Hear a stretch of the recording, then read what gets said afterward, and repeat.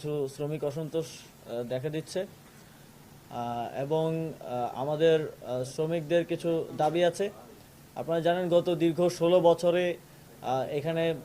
যারা শ্রমিক আছেন আমাদের দেশের অর্থনীতিটাকে সচল রাখার সবচেয়ে বড় যে স্টেক হোল্ডার, তাদের বিভিন্ন ন্যায্য দাবি দেওয়ার আদায়ের আন্দোলনে গত ফ্যাসিবাদী সরকার একপেশেভাবে যে আচরণ করেছে এবং গত বছর আমরা দেখেছি যে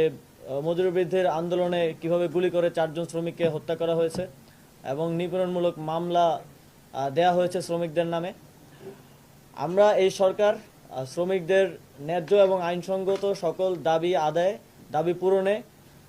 শ্রমিকদের পক্ষ থেকে কাজ করতে বদ্ধপরিকর।